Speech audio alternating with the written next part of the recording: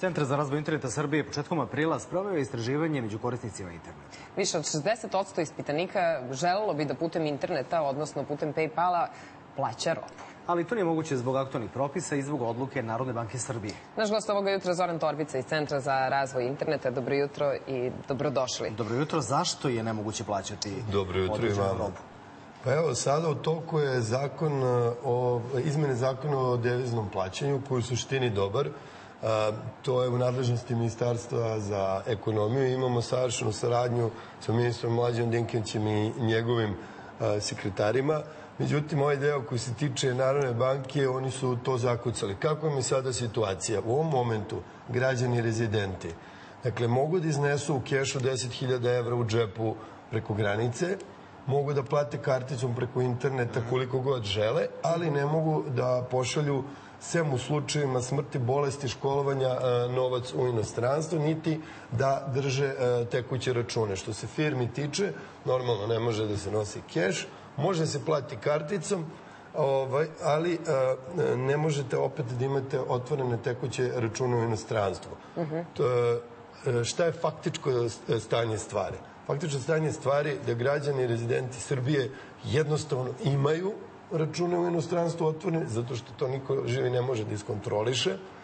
I činjenica je da firme koje su u Srbiji, ukoliko žele da rade u inostranstvu, one, umesto da samo otvore račun, recimo ako želite raditi na engleskom tržištu, švedskom i tako dalje, oni prosto odu tamo, otvore firmu koja nema nikakve veze sa Srbijom i država Srbije ostaje uskraćena za taj novac. E sad, postoje neki ljudi u Narodnoj banci Srbije koji smatraju da će da se desi neverovatan odliv deviza ukoliko budu liberalizovali platni promet ka inostranstvu. A vi tvrdite suprotno, ja? Ja tvrdim da nama novac ne treba toliko zbog plaćanja koliko zbog primanja novca. Dakle, internet biznis sad je neki ključni moment. Ukoliko se ne bude to totalno liberalizovalo, mi smo izgubili još jednu godinu. Šta je PayPal? Ajde nam objasnite. Dakle, ako ja mogu da platim karticom nešto preko interneta, zašto mi treba plaćanje preko PayPala? PayPal je posrednik u plaćanju. On u vaše ime, on omogućuje vama kao fizičkom ili pravnom preduzeću, dakle, jednostavnu integraciju u prodaji i jednostavnu naplatu. I to je suštinski... Šta znači to jednostavna integracija? Evo, ja sam radio i u Srbiji i u Sloveniji. Dakle, integraciju plaćanja preko kartica, preko banaka.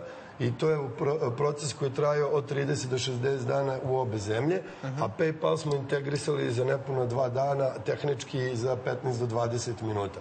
To znači da, Srđane, bez nekog početnog kapitala, odnosno sa jednim računarom, vi možete napraviti neki servis koji nije samo za Srbiju, nego za ceo svet. Da li funkcioniše PayPal svuda u svetu, osim kod nas? U većem delu sveta, kako? U kojim zemljama? Sad ima šaljiva jedna slika, Botswana ima PayPal, Srbija nema.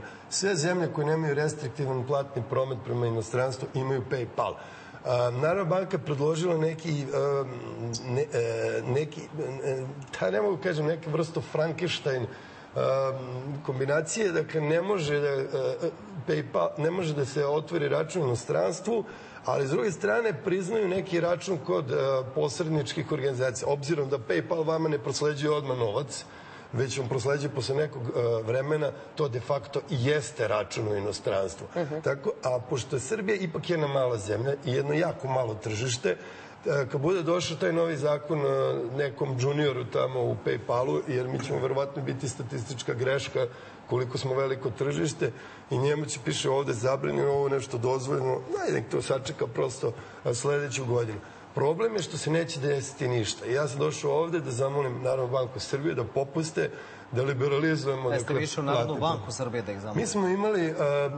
Mi smo pozvali ih na javnu raspravu, ljudi iz Ministarstva financija, oni su došli državni sekretari, bili su strašno kooperativni, ljudi Narodne banke Srbije, mi čak i ne znam, mi to zovemo njih ljudi bez lica. Ja se bojim da su to ljudi koji štampaju mailove pa čitaju i tako dalje, da oni nikad nisu ništa kupili preko interneta i da prosto ne razumeju da je Beogradska berza manja od PayPala koju Jovana, ti i ja koristimo, jednostavno finansijski, a da su to 3-4 momka od svojih 25 do 30 godina isprogramirali i napravili toliku vrednost. Da, iako, dakle, ako se danas, tokom dana, javi neko iz Narodne banke Srbije, s obzirom da ste lepo zamolili sada. Lepo sam ih zamolili. Putem medija, ja vas molim da vi nama to javite.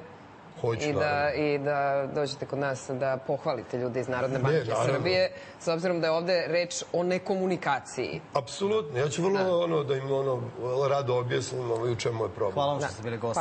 Hvala vam što ste me zvali. Uvek kad gostimo kod vas, neke promene se dese. Na bolje. Na bolje, nadamo se da će to biti i ovog puta. Tako je.